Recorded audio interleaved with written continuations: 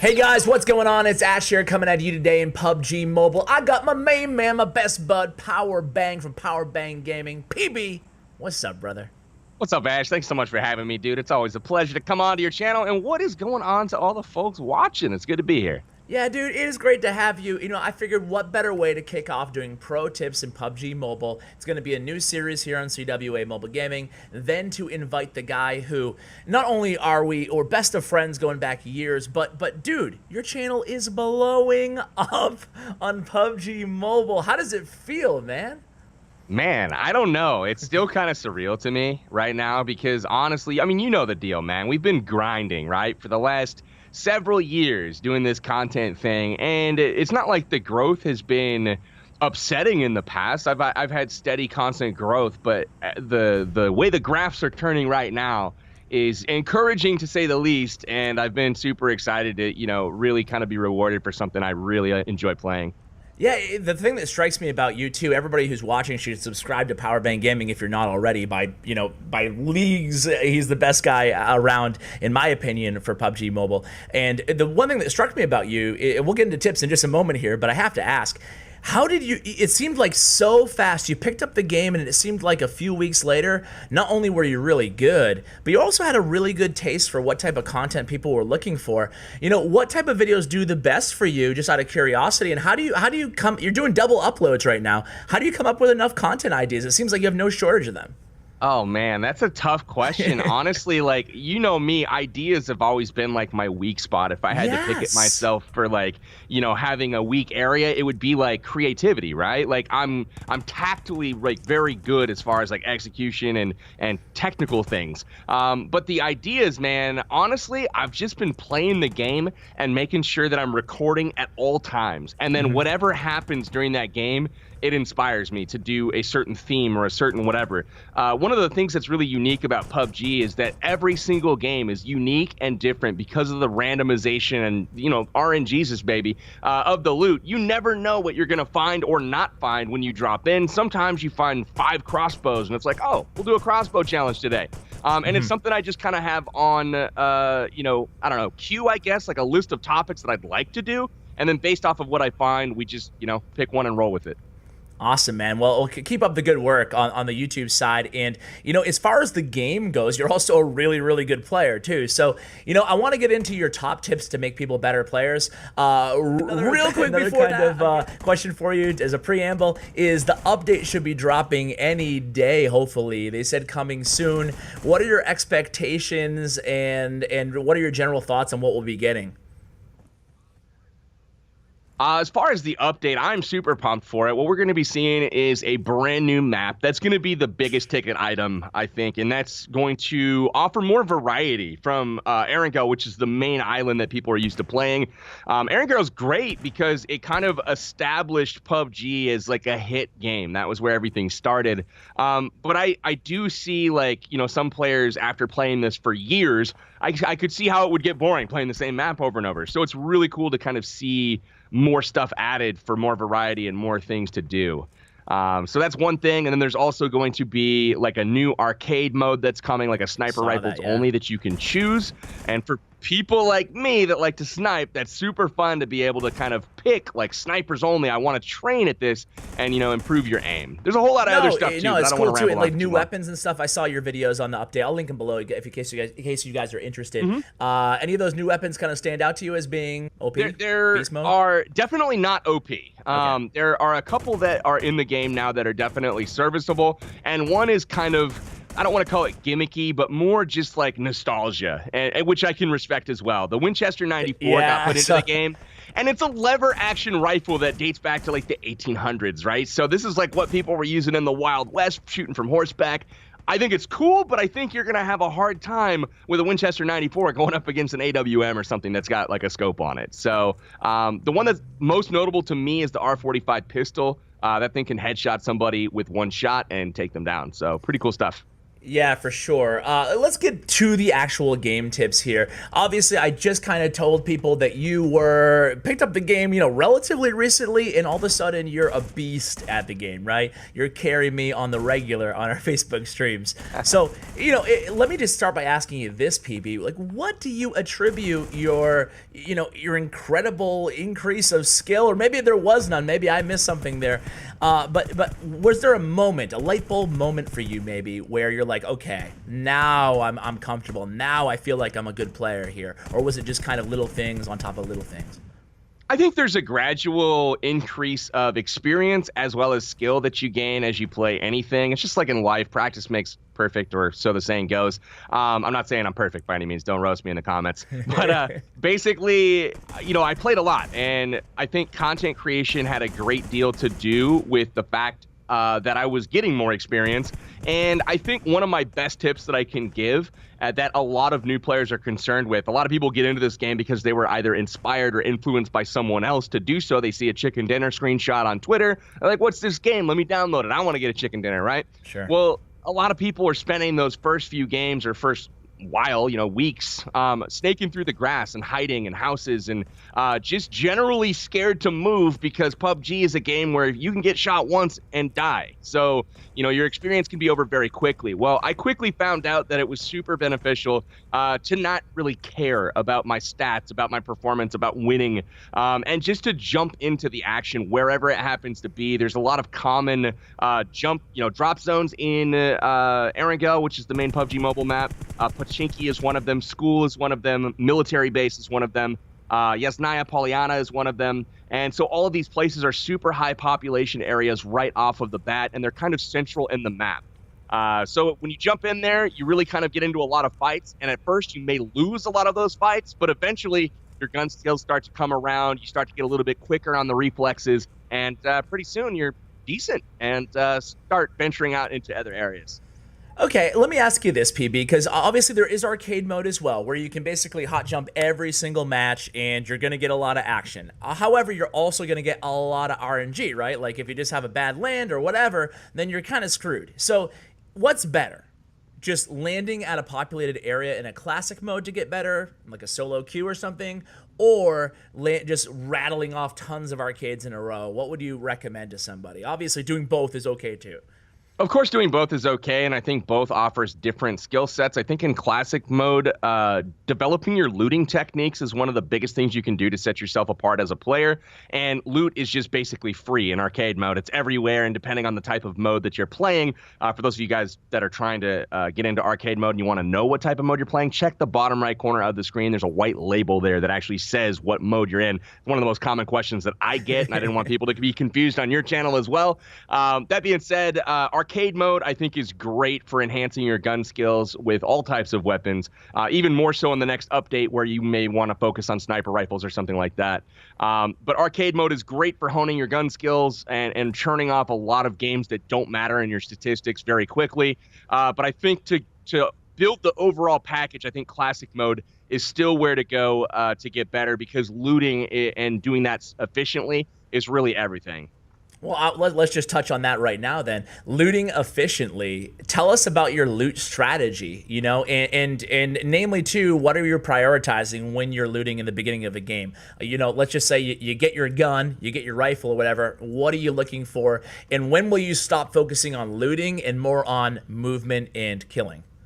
Sure. When you land into a game, typically I'm going for a higher population area in most of my gameplay, and that's simply because I'm not necessarily going for the win every time. I'm looking for fun gameplay, right? Like I'm making content around it, so I want it to be exciting. More often than not, sometimes I'll go try hard mode and go out in the weeds somewhere and kind of stay out of sight. But for the most part, I'm getting into those really heavy gunfights early on. So it's really kind of a mad rush to get loot. The number one tip that I have is to not wait around and be picky on a gun. Any gun will do. Pick up the first thing that you run across, whether it's a pistol, whether it's a shotgun, it does not matter. Of course, if you can find an assault rifle, that is ideal, because that's the most versatile weapon in the game. It's got great range on it, great power, and you can also, go full auto in short range situations as well. So an assault rifle is like the holy grail for finding early on in the game. But once you find that, you really got to focus on a few things. You want to focus on getting boosts.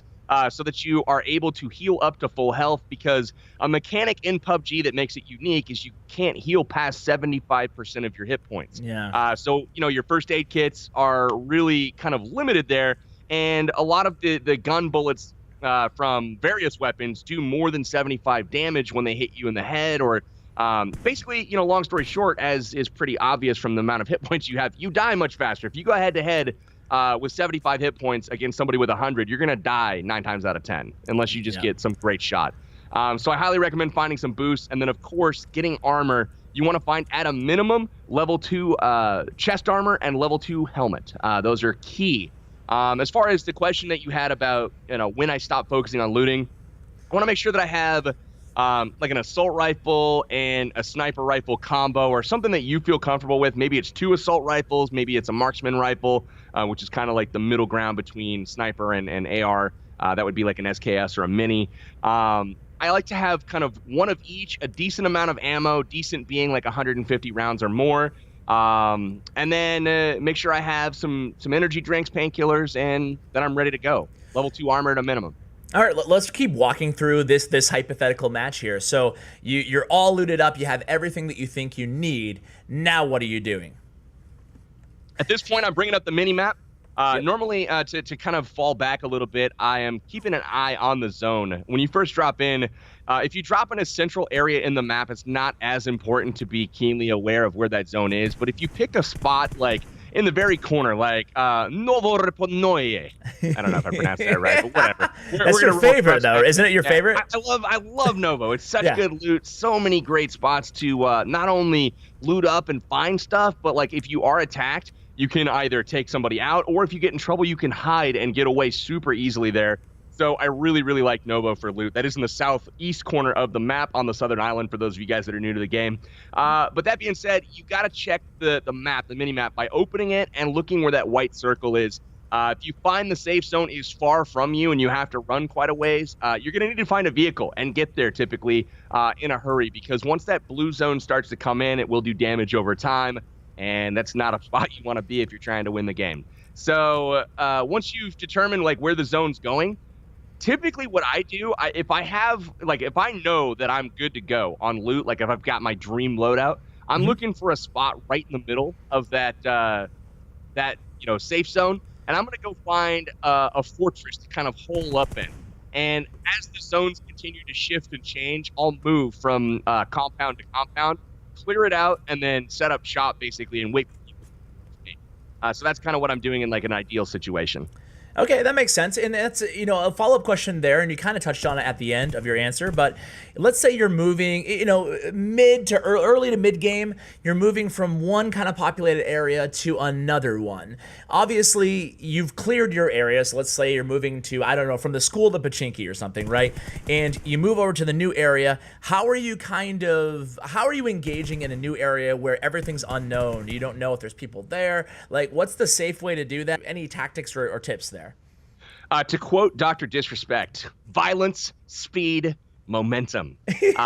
Those are fantastic, not only taglines, but also tips for playing the game. Typically, to fall back on, I think some of your other guests are going to speak to this point, audio is absolutely crucial. When I go to a city, I'm almost always in a vehicle. If I can't find a vehicle, I'm typically not going to be traveling too far in the open fields. So yeah, I'll look for a vehicle, prioritize that early, make sure that I've got something for transport. And then when I drive to a new city, for example, say Pachinki, if I come in from the north, like where you're coming from school, I'm going to drive up to the edge of the city very quickly. I'm going to be scanning all of the windows as I drive up, looking for people. And I'm going to pick a building that I feel like is an ideal position to set up shop in, and I'm just going to basically dedicate myself to that building. I'm going to drive up at 100 kilometers per hour, slide to a stop right up against the wall to minimize any angles I can be shot at, and immediately jump through a window.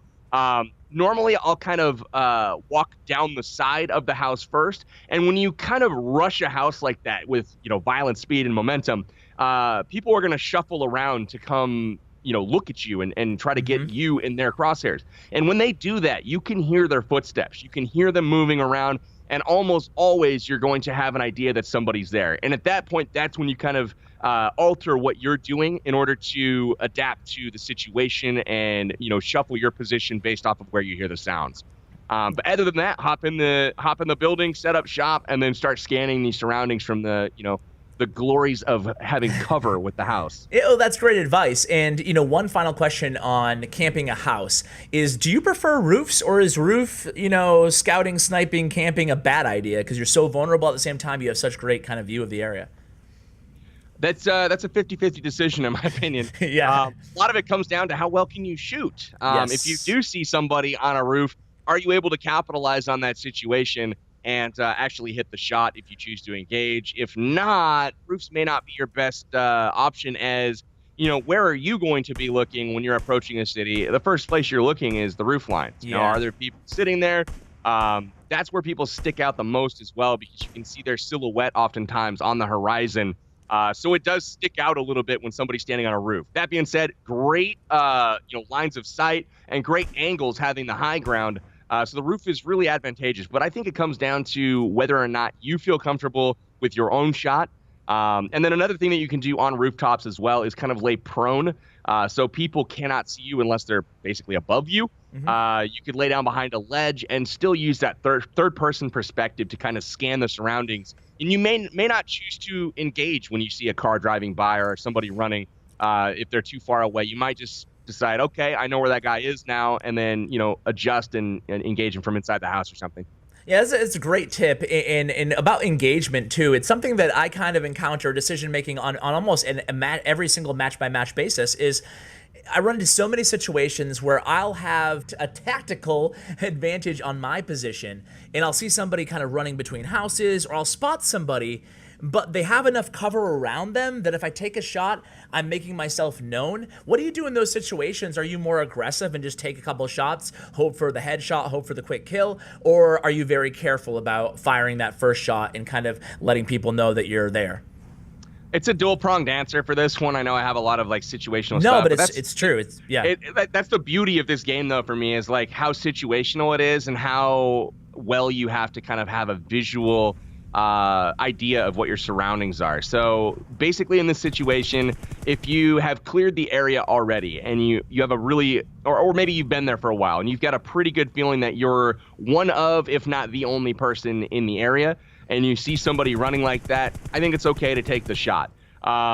If you don't know where people are, or you haven't been somewhere very long and you see somebody running, definitely do not take the shot. Wait till you have something better. If they're going to be running behind a house, oftentimes there's going to be a shot that's better for you about 30 seconds after the fact. Once they go in the house, inevitably loot the bottom floor, run up the stairs, and then peek the upper windows, that's when you want to take your shot. When they stick that head in the window, they're holding still, scanning with their scope, that's when you pop up and pop a head or something. But yeah, that's one of the weakest parts of my game right now, is I am always looking for that clip, right? What can I put on Twitter that's going to get views? So I see somebody like with, you know, a sliver of daylight, dude, I'm flicking the no scope, man. Sure. And it's the stupidest thing ever, and I know it when I do it. But yeah, it's still fun to try to hit those. It's true, though, and I like the kind of situational answers, too. I think it helps a lot of viewers that way, so keep them coming, dude. I actually have two topics that I want to kind of end the video on, and, you know, I would be a really crappy interviewer if I did not ask you this, because you're really known for your sniping and your aiming abilities. More specifically, what I've noticed playing with you is, like, your scanning ability is incredible, meaning that you just have really a knack for identifying people, even if they're prone in the bushes or something. So can you give us some tips on again, scanning and identifying, and lastly on practicing and getting better at aiming? Sure, absolutely. So let's start with the positioning and scanning. Part of it is having really good eyesight. I have 20/15 vision in both eyes, so that's obviously helpful. I can see better than the average human, basically. Me, on the other hand, I'm like, blessed with. Half the time I feel like my eyes are in my phone when I'm trying to look, you know, like 1 inch away. But yeah, okay, go on. Sure. So. All right, so, you know, part of it's just having really good eyesight. That's something that I guess I'm just gifted in that regard. But the other part of it is just, again, situational awareness. Always trying to put yourself in the mind of your enemy and figuring out, where would I be if I were looking at my current position and trying to shoot me where I'm standing right now? Where would I be hiding? And so I look around all the time. Obviously, look at the obstacles that are in the fields, the hay bales, the rocks, the trees. Those are your first things that you want to take a look at, as that is where people are 99% of the time. You know, obviously in houses, you're going to check the windows and that kind of thing. Real quick, PB, when you're doing that, are you scoping in and out? Are you scoped, or are you just scanning without scope? That's it. That's a really important question, actually. And I think that 95% of the time you are unscoped, not looking in with your scope, because what scoping in does is, yes, it enhances and magnifies a particular area of focus, but it really tunnel visions you and focuses you in on a very narrow area where what you're looking for is not a person. All you're looking for is some sort of subtle difference, a movement, a black dot. You know, you're not looking for a guy. You're not looking for somebody aiming at you. And once you scan the horizon, you see something that looks out of place, or you see a movement of any kind, that's when you take the scope and you zoom in on that area. Scan it briefly. You don't want to stand there and just stand still and scope in. And once you've kind of scanned it and you don't see anybody, you think, okay, my threat level has come down a little bit. It's not, red alert anymore. And then you continue to scan the horizon. Now, if you have another ping in that same area, that's when the threat level goes back up and you're like, okay, maybe somebody's over there. Zoom back in maybe a little bit more, thoroughly. And at this point, you might start looking for some cover to hide behind yourself in case there is somebody there scoping in on you. That's great advice. And okay, so you do identify somebody. Let's say two situations. Number one is you spot them first. Number two is you just see someone firing at you and you still haven't quite gotten to where they are. Obviously, you know the direction they're firing from. How do you handle those situations? Obviously, when you identify them first, you're going to shoot them. But, any tips, again, going back to the aim and stuff? Absolutely. When you do find them first, there's a couple of things that you want to take into consideration. Like, A, are they still? Is this a player that's going to hold still for you and let you shoot them in the head? Yes. If that's the case, you take your time, you line up a shot, you headshot them. Pretty simple target. If it's a player that is moving around constantly, if for me, if I'm looting, if I'm, basically stopped still, I'm not ever still. I'm moving around, always in little circles, just kind of making sure that I'm a moving target. I never want somebody, if they approach me from the side and they've got an 8x or something, I never want them to get that easy headshot from you just standing still. So that being said, if you do identify that they're going to be a difficult target to hit, you want to make sure that you look for cover that is nearby before you engage. You want to make yourself kind of scarce to be seen, because if they do not see you to start off and you get that first shot off and say you either hit them but don't kill them, or you miss but have the bullet whiz right by their head, they're going to be on red alert now and trying to figure out where you are. So if you have cover and maybe you're just peeking out from behind it, they're not going to be able to locate you very quickly. And even if they do locate you, you now have cover, so you can hide behind that and you don't have to worry about getting shot. So to transition to what to do if you are seen first. A lot of times you'll be running in transport from one location to the next. Inevitably, you can't hide from 100 people forever, right? Somebody's going to see you first. And when that happens, you're going to have fire coming your way. You're often going to get hit and be like, oh, crap, where's that coming from? Yeah. Immediately, what you want to do is look for the hit indicators on your screen. They're going to be orange little icons that pop up. And those will, 9 times out of 10, tell you the direction of where that fire is coming from. That being said, if that doesn't completely give away where the shots come from, you also want to immediately scan to the mini-map. And up there will be orange little beacons that pop up where those gunshots come from. And not only will they tell you the direction, but they'll also tell you the distance. So the quicker that you look to that mini-map, the more information you'll be able to get about where that enemy actually is. Oftentimes, it's pretty far away. And you'll have an idea that, okay, this guy isn't directly next to me. Obviously, volume of sound helps as well in that, identification process. But once that's, determined where they're from, think to yourself, do I have cover nearby? If so, get behind it, heal up before you get, back into the fight. You want to make sure that you're at full health as much as possible. If you do not have cover, you want to figure out, how can I get to cover? Or how can I get away as soon as possible? Maybe it's not a rock, maybe it's not a tree, maybe it's not a building. Maybe it's just an angle difference in the grass. Maybe there's a berm that gives a little bit of low ground that's further away that you run to and go prone there to heal up where the guy doesn't have line of sight on you.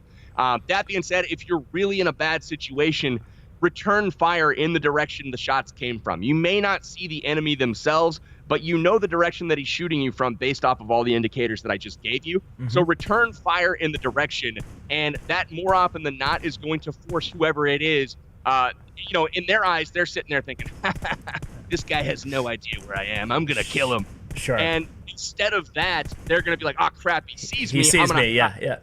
So, you know, you can force them back into cover. And then once they're there, at that point, you can regroup a little bit, and it buys you time to get out of dodge without dying. Great advice, PB. Dude, I feel like we could talk for 2 hours about PUBG Mobile. You have such a wealth of knowledge, and hey, that's why you have a YouTube channel covering the game. But hey, dude, before we let you go, you do have you're giving away like an iPhone or Android. You have a giveaway going on, right? I want to try to get you to 400,000 subscribers. That way I have a chance at the free phone, baby. Oh my goodness gracious. Tell us about I can tell you that you will not win the free phone, my friend. But some of your viewers might, as long as they're subscribed from my channel. What if you randomly picked me? Would you really redraw? Because it would look biased? Yes. You heard it there. That's fraud. Yes. All right. Well, I want one of you guys to win, though. To get to 400K by the end of this month, and yeah, we'll see if it happens or not. But yeah, free phone going out to a random subscriber on the channel. More details about that will be announced over on my channel sometime soon. All right, it could be you guys. It could be you. Go over and subscribe to Powerbang. PB, dude, thanks so much for coming on the channel, man. It's always a pleasure.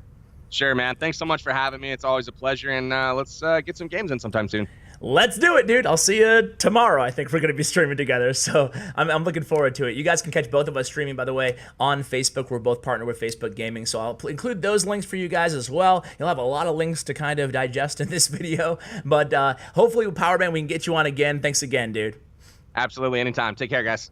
All right, guys, that's going to do it for today's video. Hope you enjoyed this. Stay tuned for more PUBG Mobile pro tip videos coming at you really, really soon. Huge shout out to my YouTube partner, Bren Shong. Check out his information in the description below. Guys, thanks so much for watching, and as always, take care, guys.